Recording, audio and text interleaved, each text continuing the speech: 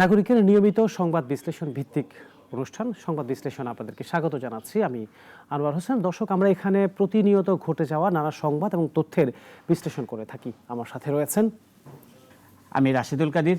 আনোয়ার, আমরা তো প্রতিদিন যে ঘটনাগুলো ঘটে যায় তা নিয়ে আমরা একটু বিশ্লেষণ করি। আজকে কি কি থাকছে আমাদের বিশ্লেষণ? রাশিদুল কাদির যেমনটি বলছিলেন যে প্রতিদিন রাজধানী এবং দেশে ঘটে যাওয়া নানা ঘটনা নিয়ে আমরা বিতর্কার যে খবর সেটি নিয়ে আমরা বিশ্লেষণ করি। আজকেও অর্থাৎ গতকাল বা এর আগের দিন বা আজকে নানা ঘটনা ঘটেছে রাজধানীতে কিংবা সারা দেশে। তার মধ্যে উল্লেখযোগ্য হচ্ছে, আপনি জানেন যে বিএনপির যে ভারপ্রাপ্ত চেয়ারম্যান তিনি বলেছেন যে দেশে 111-এর মতো এক ধরনের পরিস্থিতি তৈরি হচ্ছে, আবার মিডিয়া ট্রায়ালের মতো হচ্ছে। সেই বিষয়টি নিয়ে আমরা আসলে আনোয়ারের কথাটা একই সাথে আরেকটু রাশিদুল কাদের আপনাকে বলে রাখি যে আজকেই এই সকালে উদ্বোধন হয়েছে যমুনা রেল সেতু, যেটি সম্ভবত উত্তরবঙ্গের মানুষের প্রায় 21 জেলার মানুষের অর্থনৈতিক উন্নয়নে এক ধরনের ভূমিকা রাখবে।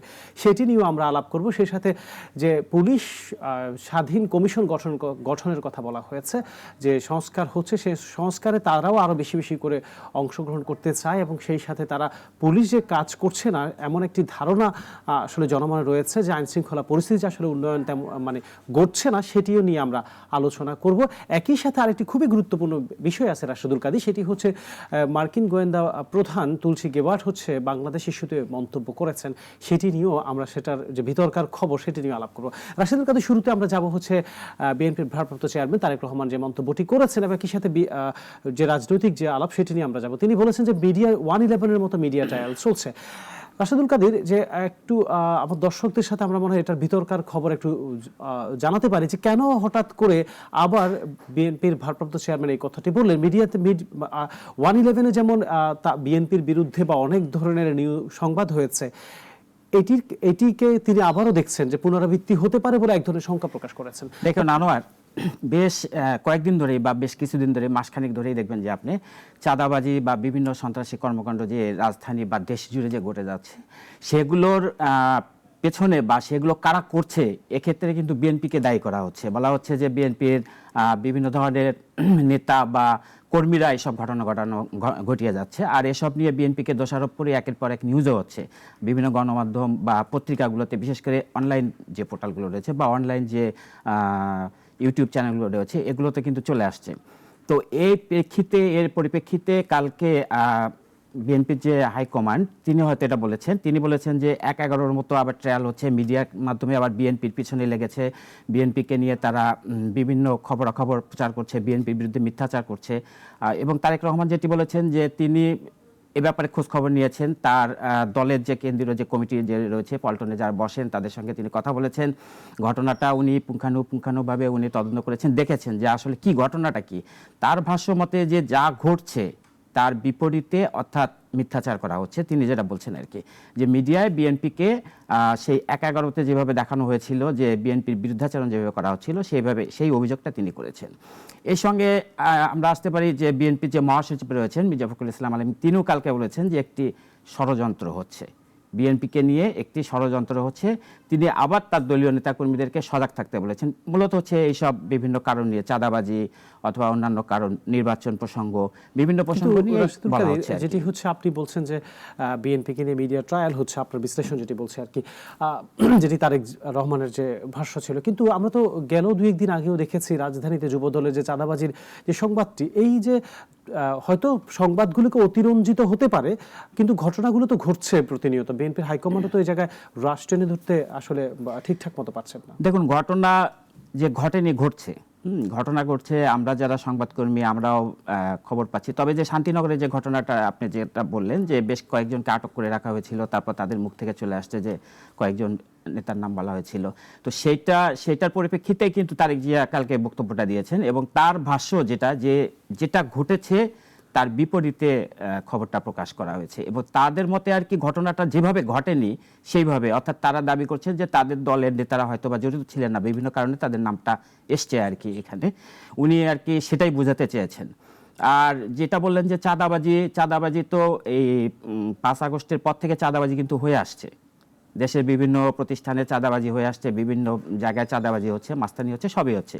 তো এই ক্ষেত্রে মানে একচেটিয়াভাবে বিএনপির উপর দোষারোপ করা হচ্ছে, সেইটাকেই ওনারা বলছেন যে তারা তো হচ্ছে শাস্তিমূলক ব্যবস্থা রাখছেন, তাদের দলীয় যে নেতাকর্মী বিভিন্ন জায়গায় বা রাজধানী শুধু না সারা দেশে যেখানে চাঁদাবাজিগুলো হচ্ছে তারা কিন্তু সেটাকে তারা তদন্ত করছেন। তাদের কাছে যখন অভিযোগ আসছে তখন কিন্তু তারা ব্যবস্থা নিচ্ছেন সেভাবে। তাদের দলীয় নেতা কর্মীদেরকে দল থেকে শুধু বাদ দিচ্ছেন না, যে তাদের একদম প্রাথমিক সদস্য পদ পর্যন্ত তারা বাদ দিয়ে দিচ্ছেন। তো এই ক্ষেত্রে তাদের একটা অভিযোগ যে সামনে নির্বাচনের ডামাডোল আসছে, নির্বাচন হবে। তো সেক্ষেত্রে বিএনপি এখন এই মুহূর্তে তাদের যেটা আর কি বক্তব্য, আর কি বিএনপির হাইকমান্ডের যে বক্তব্য, যে বিএনপি একটা ভালো অবস্থায় আছে, তাদের যে অবস্থানটা সেটা একটা ভালো জায়গায় আর কি। তারা দাবি করছে আর কি যে নির্বাচন হলে তারা ক্ষমতায় আসবে। তাদের এই জিনিসটাকে জনগণের কাছে ভাবমূর্তিটা নষ্ট করবার জন্য তাদের আর কি মতামত যে অতীতের যে দোসররা ছিল, পতিত যে সরকার চলে গেছে তাদের দোসররা ছিল, বা এখন বা কেউ ষড়যন্ত্র করে, এইটা তাদের ভাষ্য আর কি, যে গণমাধ্যমের মাধ্যমে তাদের বিরুদ্ধে মিডিয়া ট্রায়াল দিচ্ছে আর কি। এটা তারা বলছে। বিএনপি তো বারবারে বলছে যে দ্রুত নির্বাচনের কথা, সংস্কারকে বলাই যে সংস্কারকে পাশ কাটিয়েও তারা নির্বাচনের দিকে যাচ্ছেন। কারণ বিএনপির বর্তমানে যে নেতারা রয়েছে শীর্ষস্থানীয়, আগে যে ধরনের অ্যাগ্রেসিভ যে বক্তব্য সেটি ছিল না, কিন্তু এখন সে বারবারে বলছেন যে দ্রুত নির্বাচন দেওয়ার কথা, সংস্কার করলে নির্বাচিত যে সরকার তারা এসে সংস্কার করবে। একই সাথে হচ্ছে যে নতুন রাজনৈতিক দল জাতীয় নাগরিক পার্টি, তারা গণপরিষদ নির্বাচন চায়। তারা বলছে যে এই গণপরিষদ নির্বাচনের মাধ্যমে সংস্কার হবে, তারপরে গিয়ে হয়তো জাতীয় সংসদ নির্বাচন হতে পারে। বিএনপি পার্থক্য তৈরি হয়ে গেছে। আবার বিএনপিও কিন্তু একদম স্পষ্ট করে বক্তব্য দিচ্ছে যে নির্বাচন দ্রুত হওয়ার জন্য। এই জায়গাটা কি আসলে এই জায়গায় কি বিএনপি যে আসলে এক ধরনের সন্দেহ করছে যে মিডিয়া ট্রায়াল হচ্ছে, তাদের ভোট ব্যাংক যত নির্বাচন দেরিতে হবে তারা হচ্ছে ভোটের সংখ্যা কমে যাবে, সে ধারণা থেকে, নাকি সত্যিকার অর্থে আসলে সংস্কার পরবর্তীতেই সংস্কার হওয়া উচিত, গণপরিষদ নির্বাচনের দরকার নেই, জাতীয় সংসদ নির্বাচনের পর তারাই আসলে সংস্কার করবে? এই ধরনের উদাহরণ কি অতীতে ছিল কি না, নাকি হচ্ছে ওই যে আমি যেটা বলছিলাম যে বিএনপি ধারণাই করছে যত বেশি দেরি হবে তত বেশি তাদের ভোট ব্যাংক ধীরে ধীরে কমতে থাকবে? আসলে দেখুন, নির্বাচনের কথা কিন্তু সবাই বলছে। নির্বাচনের কথা শুধু বিএনপি বলছে না, জামায়াতে ইসলামও বলছে, এনসিপিও বলছে, মানে সবগুলো তাদের সমমনা যে দলগুলো রয়েছে সবাই কিন্তু নির্বাচনের কথা বলছে। এবং গণতান্ত্রিক পথে যদি আপনি হাঁটতে চান, নির্বাচনে আসতেই হবে, নির্বাচনের বিকল্প নাই। এখন এই ক্ষেত্রে বিএনপির যেটা প্রস্তাব যে নির্বাচন, আমি একটু বিস্তারিত বলছি আর কি। নির্বাচনের যে কথাটা বিএনপি বলছে যে দ্রুত নির্বাচনটা দেওয়ার কথা বলছে। আচ্ছা, এখন তাদের ভাষ্য আর কি, বিএনপির যেটা ভাষ্য, যে অন্তর্বর্তীকালীন সরকার একটি নির্দিষ্ট সময়ের জন্য থাকতে পারে। তাদের দ্বারা, অন্তর্বর্তীকালীন সরকারের দ্বারা সব কাজ করা সম্ভব না। অর্থাৎ যেমন ধরুন আইন শৃঙ্খলা পরিস্থিতি বা অন্যান্য পরিস্থিতি বা রাজনৈতিক যে অস্থিরতা তৈরি হচ্ছে, এগুলোর কাজ হচ্ছে রাজনৈতিক সরকারের কাজ। এবং তাদের যে বক্তব্য, আপনি যে সংস্কারের কথা বললেন, যে সংস্কারের যে কথা বললেন, যে সংস্কার যেটা সেটা হচ্ছে এটা কিন্তু অন্তর্বর্তী সরকার, সংস্কারটা চলমান থাকে, তাদের বক্তব্য আর কি। বিএনপির ভাষ্য, সংস্কার হচ্ছে চলমান, একটার পর একটা আসতেই থাকবে। আজকে একটা তৈরি হচ্ছে, কালকে আরেকটা ইস্যু আসবে, তারপর আরেকটা ইস্যু আসবে। তাদের বক্তব্য যে এটা নির্বাচন হবে, নির্বাচিত সরকার আসবে, নির্বাচিত সরকার তারা শুরু করে দিয়ে যাবে, কিন্তু সরকার করে যাবে। আর যেটি আপনি বললেন যে নির্বাচনে বিএনপির যে তারা হয়তো আশঙ্কা করছে যে আসলে তার যে নির্বাচনে তাদের ভরাডুবি হবে বা পরবর্তীতে তাদের কমে যাবে। এখন যে পরিমাণ তাদের আসলে জনপ্রিয়তা রয়েছে, হয়তো সময়ের সেটা কমে যাবে হয়তো। আসলে মিডিয়া ট্রায়ালের কথা বলছেন, আসলে মিডিয়া ট্রায়ালের যে বক্তব্যটা বিএনপির কাছ থেকে যেটা আসছে সেটা হচ্ছে যে ঘটনা যেগুলো ঘটছে, চাঁদাবাজির ঘটনা যেগুলো ঘটছে, সেগুলো হচ্ছে বিএনপির উপর দোষারোপ করা হচ্ছে, নানাভাবে নানা ইস্যুতে বিএনপির উপর দোষারোপ করা হচ্ছে। এবং আপনি দেখুন যে এখন কিন্তু রমজান মাসে যেটি হচ্ছে যে আপনার বিভিন্ন জায়গায় যে স্বল্প আকারে যে চাঁদাবাজিটা হচ্ছে, এখন কিন্তু সেই ওই 5 আগস্টের পর যেভাবে চাঁদাবাজিটা ছিল সেটা কিন্তু বন্ধ হয়ে গেছে। এখন কিন্তু চাঁদাবাজিটা হচ্ছে অল্প আকারে, মানে স্বল্প আকারে হচ্ছে, তাও ধরা খাচ্ছে, অনেকেই অনেক জায়গায় ধরা পড়ছে, এবং সেগুলোকে বিএনপির উপরে দোষারোপ করা হচ্ছে। তো বিএনপির বক্তব্য যে তারা এখন বেশ জনপ্রিয়তার তুঙ্গে আছে আর কি দলটি, তাদের যেটা বক্তব্য, তারা এখন মনে করছে যে এই যে তাদের যে বিরুদ্ধাচরণগুলো করা হচ্ছে সেটাকেই তারা বলছে যে আমাদের বিরুদ্ধে, বা অর্থাৎ বিএনপির যে ভাষ্য, যে তারা বলছে যে তাদের বিরুদ্ধে মিডিয়া ট্রায়াল করা হচ্ছে বা চলছে আর কি, এটাই আর কি তারা বুঝাতে চাচ্ছে। রাশেদুল কাদের, আমরা যখন সংবাদ সংগ্রহ করতে যাই, আমরা ঠিক যখন বিএনপি নির্যাতিত হচ্ছিল বা হয়েছে বিগত সময়গুলোতে, তখন আমরা বিএনপির নানা ধরনের জনসম্পৃক্ত কর্মসূচি দিয়ে দেখেছিলাম। সেটি সফল হোক বা ব্যর্থ হোক, সেটি দায়ভার অন্য জনগণ হয়তো বা দর্শকেরা হয়তো বা বিচার করবে, কিন্তু নানা ধরনের যে কর্মসূচি ছিল তারা পালন করেছে, একদম জনসম্পৃক্ত। ৫ আগস্টের পর আসলে বিএনপির এই ধরনের কর্মসূচিগুলোর অনেকটাই ভাটা পড়েছে, অর্থাৎ জনগণের দ্রব্যমূল্য নিয়ে কথা বলা বা হচ্ছে অন্যান্য যে একদম কাছাকাছি গিয়ে যে কর্মসূচিগুলো, সেটি আমরা খুব বেশি লক্ষ্য করছি না। আপনিও কি একইটা দেখছেন কিনা? হ্যাঁ, রমজান মাস তো, রমজান মাসকে কেন্দ্র করে ওদের যে কর্মসূচিগুলো ছিল, যে সারা দেশে তৃণমূল পর্যন্ত ওদের কর্মসূচি রমজানের আগেও কিন্তু ছিল, রমজানের আগেও তারা বেশ কর্মসূচি পালন করেছে। আমি বলছি সমস্যা লাঘব করার জন্য যে তারেক রহমান কিন্তু বলেছেন যে আসলে আমরা ভোট নিয়ে কথা, শুধু ভোট কখন হবে সেটি নিয়ে কথা না বলে আমরা কিভাবে উন্নয়ন করবো সেই ধরনের ফর্মুলাগুলো দেওয়া উচিত। তাহলে বিএনপি সেই জায়গা থেকে, যেহেতু তো ভারপ্রাপ্ত চেয়ারম্যান দেশের বাইরে রয়েছে, যারা দেশে আছেন, যারা আগে শীর্ষস্থানীয় নেতারা নেতৃত্ব দিয়েছে, অনেক জনসম্পৃক্ত কর্মসূচি আমরা দেখেছিলাম। এখন কি সেই ধরনের কর্মসূচি? না, এখনো তাদের সেই কর্মসূচিগুলো রয়েছে দেশের বিভিন্ন প্রান্তরে। আপনি দেখবেন যে বিভিন্ন যে ধর্ষণ মামলা, ধর্ষণের জন্য যে মেয়েটা মারা গেল, তার বাসায় কিন্তু তারা চলে গিয়েছিলেন। তারপর বিভিন্ন জায়গায় যারা অন্যায় অত্যাচার নির্যাতিত হচ্ছে তাদের বাসায় কিন্তু তারা যাচ্ছেন। আমরা যতদূর জানতে পারছি যে রমজানের পর হয়তো ঈদের পর তারা বিএনপি আবার হচ্ছে মাঠে চলে আসবে। বিশেষ করে নির্বাচন তো একটা ইস্যু আছে, নির্বাচন ইস্যু তো একটা আছে। তারা সরকারের বিপক্ষে যেতে চাচ্ছে না আর কি। তারা এই যে বর্তমান যে প্রেক্ষাপট, যে দ্রব্যমূল্যের ঊর্ধ্বগতি বা অন্যান্য যে জিনিসগুলো রয়েছে, এগুলো নিয়ে তারা আবার জনগণের কাছে যাবে এবং জনগণকে তারা সম্পৃক্ত করবে এবং তাদের পক্ষে টানার জন্য যা যা করার তারা মানে তাই করবে আর কি। এইটা মানে আমরা যেটা জানতে পারছি, যেহেতু আমরা বিএনপি কভার করে থাকি, সেক্ষেত্রে জানতে পারছি যে ঈদের পর সম্ভবত এই ধরনের বড় কোনো কর্মসূচি নিয়ে তারা আবার মাঠে আসবে।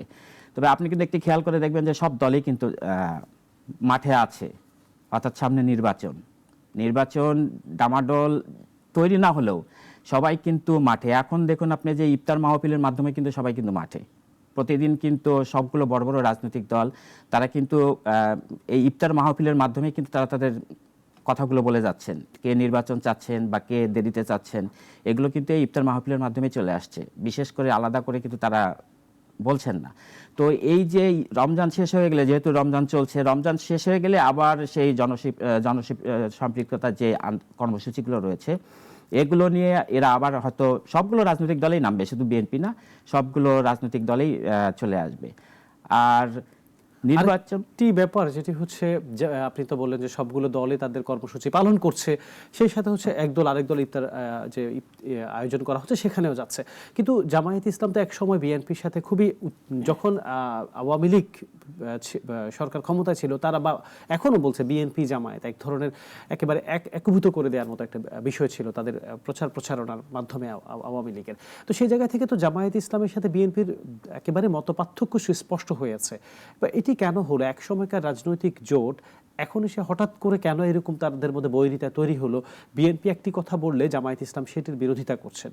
আসলে এই ব্যাপারটি রাজনৈতিক প্রেক্ষাপটে সবসময় রাজনীতির কথাই বলে যে রাজনীতির শেষ কথা নেই। রাজনীতির প্রেক্ষাপটে এমনটাই হয়ে থাকে। রাজনীতির প্রেক্ষাপটে এখন যে বর্তমান পরিস্থিতি, তার কারণে বিএনপির সঙ্গে জামায়াতের মিল না থাকাই একটা বড় কারণ হয়ে থাকতে পারে। কারণ এখন জামায়াতে ইসলাম তারা ভাবতেছে যে তারা এককভাবে নির্বাচন করলে তারা যাবে, বিএনপি ভাবতেছে যে আমরা তো যাবই, বিএনপির ভাষ্য আর কি।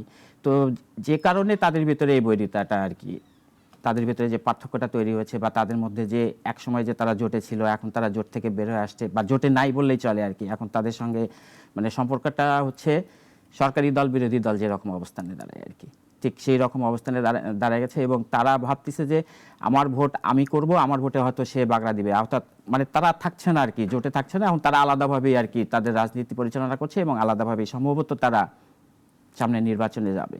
আর সেক্ষেত্রে জামায়াতে ইসলাম বা অন্যান্য যে দলগুলো রয়েছে এরা হয়তো এরা চাচ্ছে যে এই বিগত সরকারের আমলে তাদের যে একটা সমস্যা ছিল দলীয়ভাবে, জামায়াতে ইসলামের যে তাদের যে উপরে যে নির্যাতনটা ছিল বা অন্যান্য যে সমস্যার কারণে তারা দল গুছাতে পারেনি বা অন্যান্য কারণে তারা মাঠে সেভাবে এগোতে পারে নাই। তো বর্তমান প্রেক্ষাপটে এখন বিএনপির আগে থেকে নির্যাতন বা যত কিছু জুলুম নির্যাতন যা ছিল, তারপরে কিন্তু তারা মাঠে ছিল, মাঠ থেকে তারা সরেনি বা সেই অবস্থানে তাদের অবস্থানটা এখন ভালো। আর জামায়াতে ইসলামের অবস্থানটা একটু হয়তো মাঠে হয়তো বিএনপির মতো অতটা অবস্থানে তারা নেই।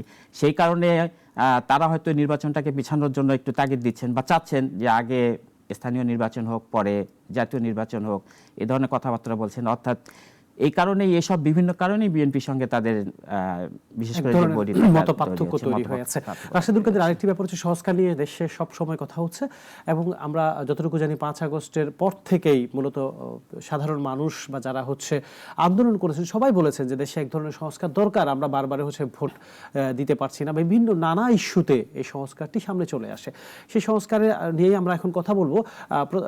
নির্বাচন কমিশনও আসলে তাদের যে সংস্কার কমিশন যে প্রস্তাব দিয়েছে সেটিতেও তারা তাদের 9টি সুপারিশ করেছেন বা আপত্তি জানিয়েছেন। একই সাথে আরেকটি গুরুত্বপূর্ণ বিষয় আইন শৃঙ্খলা পরিস্থিতি, যেটাই হচ্ছে সবচেয়ে আইন শৃঙ্খলা পরিস্থিতির উন্নয়ন ঘটাতে যে পক্ষ সবসময় অগ্রণী ভূমিকা পালন করে সে পুলিশের প্রতি এক ধরনের মানুষের অনাস্থা ছিল, যেহেতু বিগত সময়ে তাদের যে ভূমিকা ছিল সেটি নিয়ে। সেই পুলিশের সংস্কার নিয়েও গত 2-1 দিন ধরে খুব জোরালোভাবে কথা হচ্ছে। গতকালকে আপনি জানেন যে প্রধান উপদেষ্টার সাথে পুলিশের ঊর্ধ্বতন যে কর্মকর্তারা ছিলেন প্রায় 127 জন তারা বৈঠক করেছেন। সেখানে আসলে পুলিশ কর্মকর্তারা চেয়েছিলেন, দর্শকরা নিশ্চয়ই জানেন যে তারা তাদের যে মতামত সেটি প্রধান উপদেষ্টার কাছে তুলে ধরবেন, কিন্তু সময় স্বল্পতার কারণে যে কয়জন পুলিশ প্রধানদের বক্তব্য দেওয়ার কথা ছিল তারা সেই বক্তব্যটা দিতে পারেনি। কিন্তু পুলিশের পক্ষ থেকেও তারপরও যারা হচ্ছে আপনার বক্তব্য দেওয়ার সুযোগ পেয়েছেন তারা স্বাধীন পুলিশ কমিশন গঠন করার কথা বলেছেন।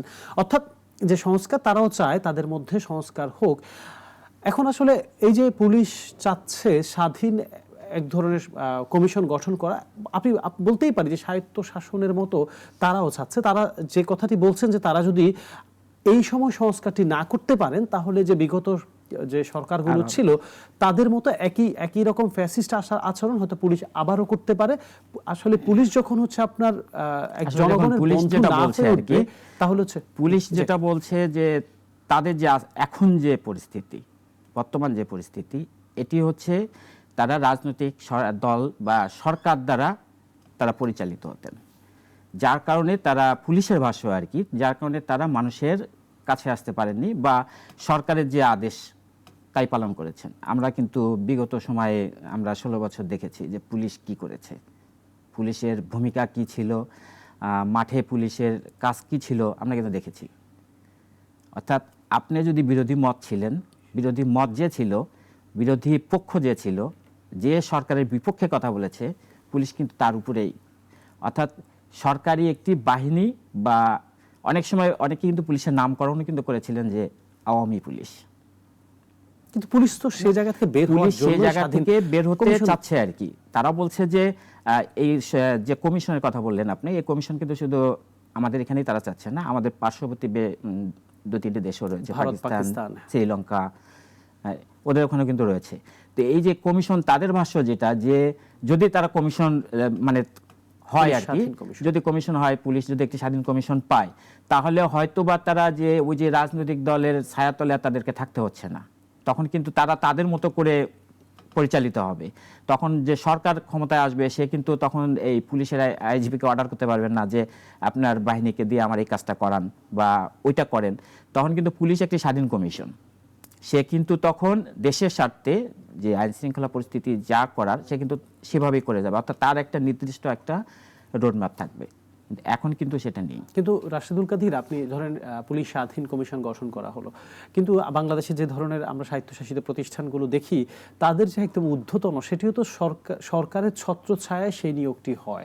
সেটিকে আসলে সেই স্বাধীনতা তারা আসলে ভোগ করতে পারে নাকি ওই যে সরকারের যারা হচ্ছে সমর্থন পায় সেই ব্যক্তিই তো আসলে ওই স্বাধীন কমিশনের প্রধান হন? তাহলে তো ঘুরে ফিরে একই কথাই রয়ে যাবে যতক্ষণ পর্যন্ত আমার মানসিকতা পরিবর্তন না হবে। যতক্ষণ আপনি একটি ভালো কথা বলেছেন এবং ভালো জিনিস ধরেছেন। দেখুন, গেল 16 বছর আমাদের দেশের প্রেক্ষাপটেই বলুন, আমাদের দেশে কিন্তু কোনো প্রতিষ্ঠানেই, অন্যান্য দেশে কিন্তু এটাই রয়েছে, আমাদের দেশে দুদক বলুন বা অন্যান্য প্রতিষ্ঠান যেটি বলুন, আমাদের দেশে কোনো প্রতিষ্ঠান কিন্তু তাদের যে প্রতিষ্ঠানের যে কার্যক্রম কোনোভাবেই কিন্তু করতে পারে না, অর্থাৎ সরকারের দ্বারাই তারা পরিবেশটা পরিচালিত হয়ে থাকে। এটা আমাদের দেশের প্রেক্ষাপটেই কিন্তু হচ্ছে। তো এই যে বিগত সরকার, যে স্বৈরাচার পতিত যে সরকার ছিল, আমরা যে প্রতি স্বৈরাচার বলে তাকে বলে থাকি আর কি, তারা যখন ছিল তারা কিন্তু প্রতিটি, শুধু পুলিশ না, প্রতিটি রাষ্ট্রীয় প্রতিষ্ঠানকে তারা তাদের হাতে কবজা করে নিয়েছিল এবং সবগুলো রাষ্ট্রীয় প্রতিষ্ঠান ধ্বংস করে ফেলেছিল। আপনি শুধু পুলিশ বললেই হবে না, পুলিশ বলুন, প্রশাসন বলুন, বিচার ব্যবস্থা বলুন, সমস্ত কিছু বিগত 16 বছর জায়গায়। ধরেই তো আসলে হ্যাঁ। তারা ক্ষমতায় ছিল। এবং আপনি দেখুন যে সবগুলো প্রতিষ্ঠান কিভাবে নির্বাচন হয়েছে, কিভাবে নির্বাচনে পুলিশ আগের দিন রাত্রে ভোটের ব্যবস্থা করেছে, কিভাবে সমস্ত কিছু হয়েছে, অর্থাৎ সবগুলো রাষ্ট্রীয় প্রতিষ্ঠান কিন্তু ধ্বংস হয়েছে, এবং যার কারণেই কিন্তু সংস্কারের কথাটা আসছে। একদম। আর সেটির দর্শকরা নিশ্চয় জানেন যে পুলিশ সংস্কারের যে ব্যাপারটি আসছে, এই জন্য যে আইন শৃঙ্খলা পরিস্থিতি নিয়ে আমরা সবসময় কথা বলে আসছিলাম, একদম 5 আগস্ট থেকে এই পর্যন্ত প্রত্যেকটা মানুষের দুটি ব্যাপারে সবচেয়ে বেশি আসলে কনসার্ন ছিল। একটি হচ্ছে আইন শৃঙ্খলা পরিস্থিতি কেন উন্নয়ন ঘটছে না, একই সাথে দ্রব্যমূল্য কেন মানুষের নাগালের মধ্যে আসছে না। যদি দ্রব্যমূল্য এখন খানিকটা রমজান মাস উপলক্ষে খানিকটা নাগালের মধ্যেই বলা যায় একটু করে, কিন্তু আইন শৃঙ্খলা পরিস্থিতি আসলে ওই অর্থেই ওই যে উন্নয়নটি সেটি আসলে ঘটেনি, যেহেতু পুলিশ ঠিকঠাক মতো আসলে তাদের মনোবল ফিরে পাচ্ছে না। সেই জায়গা থেকে আসলে পুলিশও মনে করছে যে কোথাও যখন যাচ্ছে, তারা যখন কমান্ড দিচ্ছে, সাধারণ জনগণ পুলিশকে আসলে ঠিকঠাক মতো সে আমলে নিচ্ছে না। এখন এটি থেকে পরিত্রাণের জন্যই মূলত যে পুলিশ চাচ্ছে যে একটি স্বাধীন কমিশন গঠন করে তাদের যে পড়ে যাওয়া যে ভাবমূর্তি সেটিকে আরেকবার একটু উদ্যমুখী করার একটু চেষ্টা, জনগণের বন্ধু হওয়ার। গতকালকে যে বক্তব্য তারা দিচ্ছিলেন যে পুলিশ আসলে জনগণের বন্ধু, সেটি আসলে তারা প্রমাণ করতে চায়, সরকারের গণ্ডি থেকে তারা বের হতে চায়। এবং সেই সাথে আসলে যে তাদেরকে বলা হয় সবসময় যে সরকারের ছত্রছায়ায় থেকেই সরকারের আদেশ নিষেধ অবশ্যই পালন করবে। এখানে কিন্তু প্রধান উপদেষ্টা কিন্তু একটি কথা বলেছেন যে আইন শৃঙ্খলা পরিস্থিতি ভালো না হলে কিছুই হবে না। অর্থাৎ পুলিশ যদি তার কার্যক্রম ভালোভাবে না করতে পারেন, পুলিশ যদি দেশে যদি সবকিছু নিয়ন্ত্রণে না আসতে পারেন, তাহলে কিন্তু যত কাজেই প্রধান উপদেষ্টা নিজেই বলেছেন যে যত কাজেই হাত দেওয়া হোক কোনো সফলতা আসবে না। সেক্ষেত্রে তাদের এই একটা স্বাধীন কমিশন হতেই পারে, বা পুলিশকে তার মতো করে কাজ করতে দেওয়ার আসলে সুযোগ দেওয়া উচিত। সেই সাথে পুলিশেরও উচিত যে এই মুহূর্তে আইন শৃঙ্খলা পরিস্থিতি নিয়ে যে আমাদের প্রত্যেকেরই যেহেতু এক ধরনের উদ্বেগ উৎকণ্ঠা রয়েছে, সেটি আসলে কি করে ঠিকঠাক করা যায় সেই দিকে আরো বেশি গুরুত্ব দেওয়া উচিত। এবং জনগণের বন্ধু হওয়ার কথা তারা বারবার বলে আসছে, সে আসলে কতটুকু জনগণের বন্ধু হতে পারে, জনগণের দ্বার প্রান্তে পৌঁছাতে পারে, সেটিও আসলে পুলিশকে প্রমাণ করা উচিত। যেহেতু দীর্ঘ 16 বছর তারাই বলছিলেন, এবং পুলিশের অনেক সদস্যকে আপনি জানেন যে আসলে শাস্তির মুখোমুখিও করা হয়েছে এর মধ্যে, তাহলে সেই পুলিশেরও আসলে প্রমাণ করা উচিত যে আসলে না, আমরা জনগণের বন্ধু এবং জনগণের কল্যাণেই কাজ করব। জনগণের জান মালের যে নিরাপত্তার কথা বারবার বলা হচ্ছে, যে শঙ্কার কথা তারা বারবার প্রকাশ করছেন, সেটি যেন না ঘটে, সেটি আসলে পুলিশের তরফ থেকে প্রমাণ করার এখনই সময়। পুলিশও বলছে যে এখন যদি আসলে সংস্কার না হয়, তাহলে একটি দলীয় সরকার চলে আসলে তখন হয়তো বা তারা তাদের মতো করে পুলিশ বাহিনীকে ব্যবহার করার চেষ্টা করবেন। আজকে সব আরেকটি খুবই গুরুত্বপূর্ণ ঘটনা ঘটেছে উত্তরবঙ্গবাসীর জন্য। তার হচ্ছে সম্ভবত 21টি জেলায় যে অর্থনৈতিক যে উন্নয়ন, যে আপনি জানেন আপনি 3 মিনিটে যে যমুনা রেল সেতু সেটি আসলে পার হওয়া সম্ভব, যেখানে 20-25 মিনিটের বেশি সময় লেগে যেত। এটি এক ধরনের মাইল ফলক বলা যায়। যমুনা রেল সেতু আজকে সকালে উদ্বোধন হয়ে গেছে। তো আসলে এটিতে আপনি যদি একটু, নিশ্চয় আপনি তো উত্তরবঙ্গে অনেক গিয়েছেন, আপনার বাড়িও সম্ভবত ওইদিকেই, তো মানে কেমন অর্থনৈতিক উন্নয়ন আসলে হতে পারে যে এই সেতুর উদ্বোধন হওয়ার পর ওইখানকার যে জনগণ বা যে এলাকাবাসী, তারা আসলে কেমন সুফল পাবেন? যে ধরনের পণ্যদ্রব্য বা অনেক কিছু মানুষের, আপনি যাতায়াত করার সময় তো বাঁচবেই, একই সাথে পণ্যদ্রব্য বহন করা, বা যেহেতু একটু চাপ কমবে সড়কে। উত্তরবঙ্গ বলতে আমরা যেটা বুঝি আর কি, ঈদ পূজা পার্বণ এলে দীর্ঘ লাইন, অর্থাৎ জ্যামপূর্ণ এলাকা, 24 ঘন্টা, এটা তো নর্মাল, 48 ঘন্টা, 72 ঘন্টা। তো যেহেতু আপনারা কাভার করেন, অবশ্যই জানেন যে কত দীর্ঘ জ্যামের পর মানুষ বাড়ি ফেরে। হ্যাঁ, এই যমুনা সেতু হওয়ার পরেও কিন্তু এই দীর্ঘ জ্যামটা থাকে। তো যমুনা সেতু যখন মানে হয় আর কি, তার আগে কিন্তু আরও করুণ অবস্থা।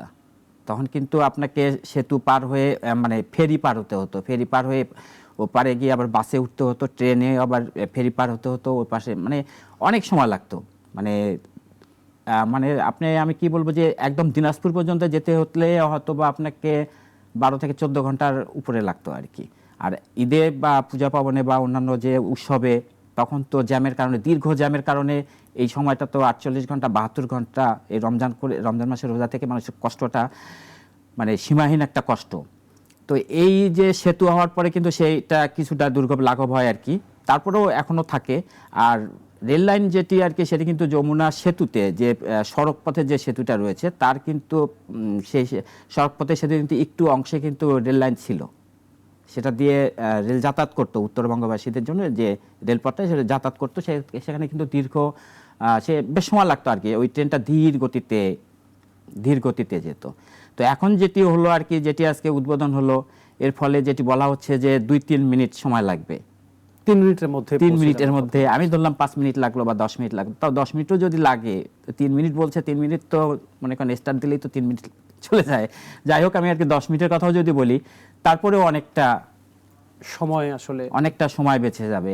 আর উত্তরবঙ্গবাসীর যে সময়টা লাগে, বিশেষ করে ধরুন আপনি দিনাজপুর বা একদম লাস্ট আমি বলতেছি পঞ্চগড়, তেঁতুলিয়া, অর্থাৎ উত্তরবঙ্গের যে লাস্ট একদম শেষ ওই জায়গাগুলোর কথা বলছি, ওদের যে সময়টা লাগে ওটা হয়তো অনেকটা কমে আসবে। আর যে আপনি পণ্যের কথা বলছেন, মানে যে অর্থনীতির কথা বলছিলাম, যে কথাগুলো বলছেন, অর্থনৈতিকভাবে কিছুটা উপকৃত হওয়ার এক ধরনের সম্ভাবনা অনেকটাই উপকৃত হবে। কারণ যে ওখান থেকে যে ফসল আসে বা সবজি আসে বা চাল, অন্যান্য যে জিনিসগুলো আসে, সেগুলো হচ্ছে আপনার ট্রেনে যতটা মানে সাশ্রয়ে তারা পাঠাতে পারে কৃষকরা, বা যতটা ভালোভাবে আসে, অন্যভাবে কিন্তু সেটা আসে না।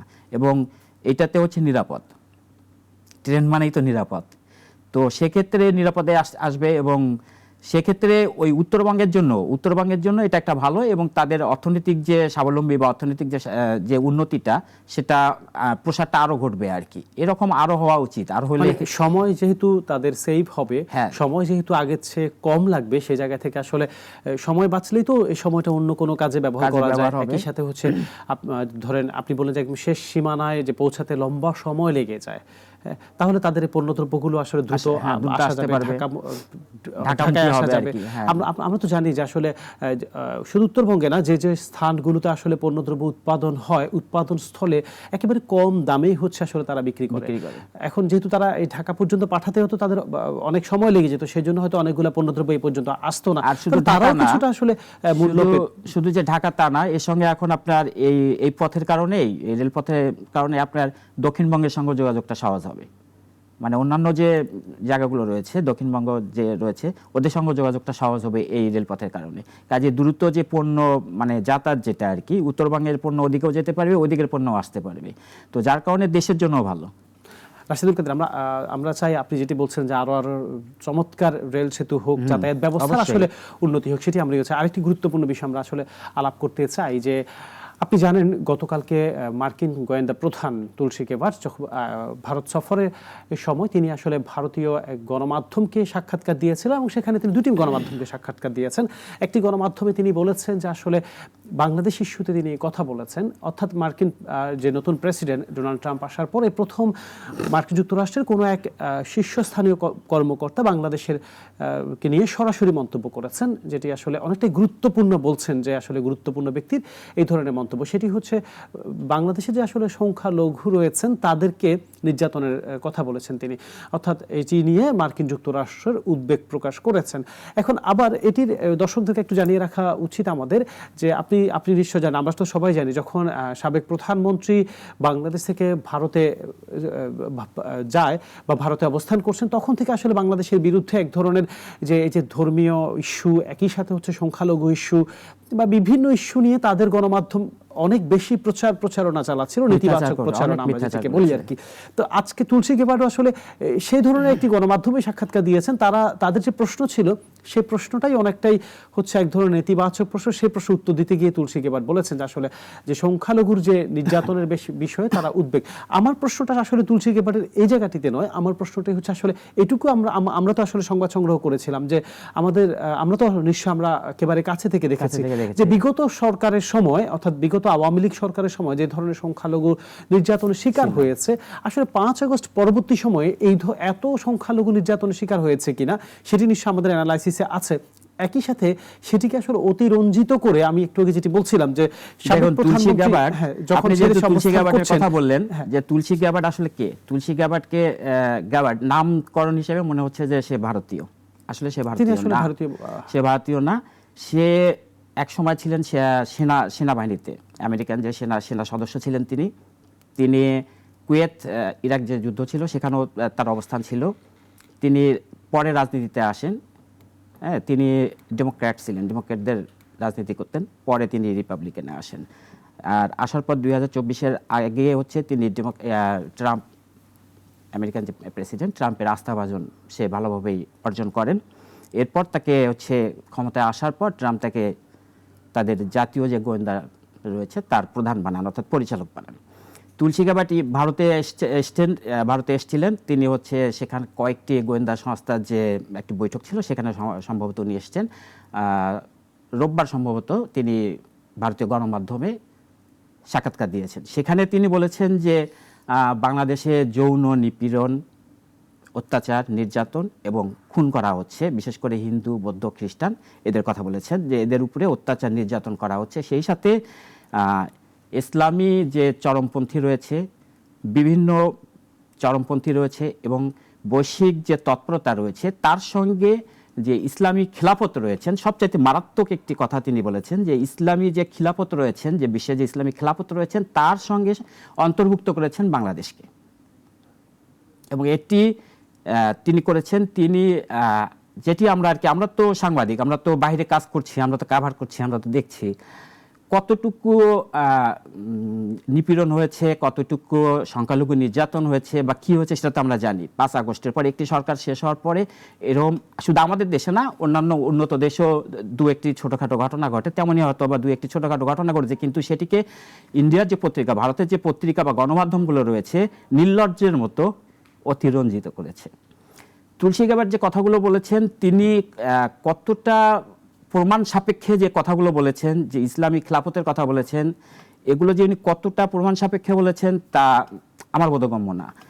আর দেখুন আমাদের বাংলাদেশের সরকারের পক্ষ থেকে কিন্তু গতকাল রাতে একটি বিবৃতি দেওয়া হয়েছে এবং সেখানে চমৎকারভাবে তার বিবৃতিতে উল্লেখ করা হয়েছে। সেখানে বলা হয়েছে, বাংলাদেশ সরকারের পক্ষ থেকে বলা হয়েছে তুলসী গাবার যে কথাগুলো বলেছেন সেগুলো প্রমাণ নেই এবং কোনো অভিযোগের ভিত্তিতে যে তিনি বলেছেন সেটা দাবি করেছেন বা বিবৃতির দাবি করেছেন, তো এ ধরনের কোনো প্রমাণ বা অভিযোগ ছিল না। এবং তিনি বাংলাদেশ সরকারের পক্ষ থেকে এটিও বলা হয়েছে যে তুলসী গাবারকে উল্লেখ করে বলা হয়েছে যে কোনো নেতা বা কোনো একটি বিশেষ পদধারী ব্যক্তি এ ধরনের কথা বলে বাংলাদেশকে ছোট করা বা বাংলাদেশে যে এই যে বাংলাদেশের পক্ষ থেকে স্বীকার করা হয়েছে যে চরমপন্থী বা ইসলামীপন্থী বা ইসলাম চরমপন্থী যে কিছুটা যে বাংলাদেশে নেই তারা স্বীকার করেছে কিছুটা আছে এবং তাদেরকে যে দমনের জন্য যে কাজ করছে বাংলাদেশ সরকার এবং সেটি হচ্ছে আন্তর্জাতিক যে পরিমণ্ডল রয়েছে সেখানে আমেরিকার সহায়তাও নেওয়া হচ্ছে। তো এই ক্ষেত্রে বাংলাদেশ বলছে যে তাদেরকেও ছোট করা হচ্ছে, তার যে বক্তব্য তুলসী গাবার যে বক্তব্য দিয়েছেন তাদেরকেও ছোট করা হয়েছে। এবং বাংলাদেশ সরকারের পক্ষ থেকে আরও যেটা বলা হয়েছে যে বাংলাদেশ হচ্ছে একটি উদার ধর্মীয় রাষ্ট্র, বাংলাদেশে যে সুন্দর একটি পরিবেশ রয়েছে, আবহাওয়া পরিবেশ রয়েছে সেটি তিনি মাথায় রাখেননি।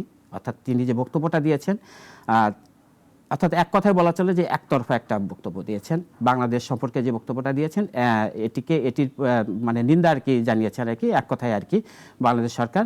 এবং এই ধরনের যে বক্তব্য সেটা সরকার প্রধান বা বাংলাদেশ সরকার আশা করে না। আমি আপনাকে আমরা তো সংবাদ সংগ্রহ করতে গিয়ে দেখেছি আমাদের যে জায়গাটি সেটি হচ্ছে ভারতীয় যে গণমাধ্যম রয়েছে তারা এক ধরনের একেবারে বিগত 5 আগস্ট থেকে শুরু করে এই পর্যন্ত যে মিথ্যা তথ্য, অপতথ্য, এই ধরনের তথ্যগুলো তারা ছড়িয়ে যাচ্ছে। একেবারে যদি আমরা ভুল না করে আমরা তাদের যে সংবাদপত্রগুলো বা গণমাধ্যমগুলো যদি আমরা দেখি আর কি, তারা প্রতিনিয়ত বাংলাদেশের বিরুদ্ধাচরণ করছে। কখনো ধর্মীয় সংখ্যালঘু কার্ড খেলছেন, কখনো বা হচ্ছে মানবাধিকারের কথা বলছেন, কখনো বা একেবারে স্পেসিফিক ধর্মকে টানছেন, বিভিন্ন ধরনের, কখনো বা ডক্টর ইউনূসের বিরুদ্ধে কথা বলছেন। এই যে তাদের যেহেতু নেতিবাচক প্রশ্ন বা যে গণমাধ্যমটি আসলে আপনি জানেন যে গণমাধ্যমে যে সাংবাদিক যে প্রশ্নটি করেছেন তারাও একেবারে হচ্ছে নরেন্দ্র মোদী ঘরানার যে গণমাধ্যম সেটি করছে এবং সেই প্রশ্নের প্রতিফলন আসলে গেবার মন্তব্য করেছেন যে তারা ধর্মীয় সংখ্যালঘু নির্যাতন নিয়ে উদ্বিগ্ন। একই সাথে তারা আরেকটি গুরুত্বপূর্ণ তথ্য তিনি দিয়েছেন যে সেটি নিয়ে মার্কিন প্রশাসন অর্থাৎ ট্রাম্প প্রশাসন বাংলাদেশের অন্তর্বর্তী সরকারের সাথে যোগাযোগ শুরু করেছে। প্রথম মাত্র তারা যোগাযোগটি শুরু করেছে এবং তারা সেটা নিয়ে কাজ করতে চান।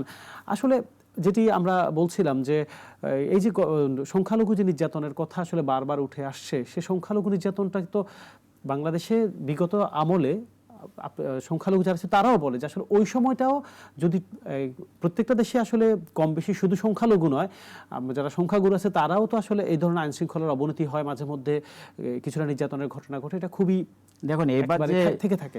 তো সেটি তো আসলে কখনোই বিগত আমলে চেয়ে আমলে বেড়েছে, ব্যাপারটা ঠিকঠাক এরকম আর নয়। আপনি খেয়াল করে দেখুন 5 আগস্টের পর যে সংখ্যালঘু নির্যাতনের কথা বলা হচ্ছে সেটিতে আপনি খেয়াল করলে দেখবেন যে এখানে যে ঘটনাগুলো ঘটেছে যে বেশিরভাগ ঘটেছে কোনো জমি সংক্রান্ত ঘটনা অথবা কোনো ব্যবসায়িক সংক্রান্ত ঘটনা। এমনও রয়েছে যে যে সংখ্যালঘুদের কথা বলা হচ্ছে ওই সম্প্রদায়ের লোক তারা নিজেরাই একটা কোন্দলে জড়িয়েছে। এ ধরনের ঘটনা কিন্তু ঘটেছে, যে একেবারে যে কোনো মন্দির বা গির্জায় গিয়ে আগুন জ্বালিয়ে দেওয়া হয়েছে এ ধরনের কিন্তু ঘটনা না। ঘটনাগুলো এইভাবেই কিন্তু ঘটছে, আমরা যেটা আর কি কভার করতে গিয়ে দেখেছি। কিন্তু এইটাকে অতিরঞ্জিত, আর তুলসী গাবাটের মতো একটি সেটি বড় বড় কথা দেশের আরেকটি একটি ব্যাপার, জায়গায় যেহেতু বসা। আপনি জানেন যে 5 আগস্টের ওই সময়টাতে আওয়ামী লীগের অনেক নেতা কর্মী বা শীর্ষস্থানীয় নেতৃত্বও তো আসলে ওই দেশে অবস্থান করছেন। এখন কি এই যে ব্যাপারটার কোনো সংযোগ আছে কিনা, তারা বারবার হচ্ছে, যেহেতু ভারতের পরীক্ষিত বন্ধু আওয়ামী লীগ, আপনি জানেন যে আওয়ামী লীগ প্রধান, সাবেক আওয়ামী লীগ প্রধান এবং সাবেক যে সরকার প্রধান, তিনিও বলেছিলেন ভারতকে যা কিছু দিয়েছি এক জীবনে ভারত কখনো ভুলবে না।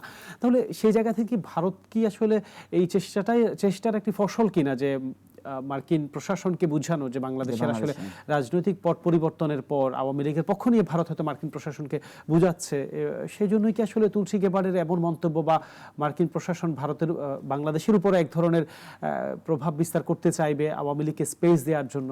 দেখুন যে আমেরিকান জাতীয় গোয়েন্দা সংস্থার প্রধান বলতে যিনি প্রধান, কিন্তু বিশাল বড় একটি জায়গা, তার আসনটা বেশ বড় একটি জায়গা।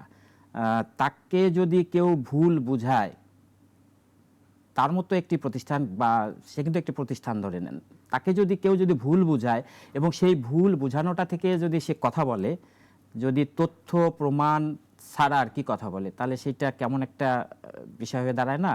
তো এক্ষেত্রে অন্য একটি দেশকে মিথ্যা একটা অজুহাত নিয়ে অন্য একটি দেশকে একটা অপবাদ দেওয়ার মতো অবস্থা। মানে আমাদেরকে যেটা দেওয়া হলো, বাংলাদেশকে যে অপবাদটা দেওয়া হচ্ছে, এটা একটা মিথ্যা, কারণ তার কাছে তো কোনো তথ্য প্রমাণ নেই। আর সে যে কথাগুলো বলেছে, এখানে কি ইসলামী চরমপন্থী, আপনি যে কাভার করছেন এতদিন ধরে নিউজ, আপনি কি দেখতে পেরেছেন যে ইসলামী চরমপন্থী কি রাস্তায় আসছে?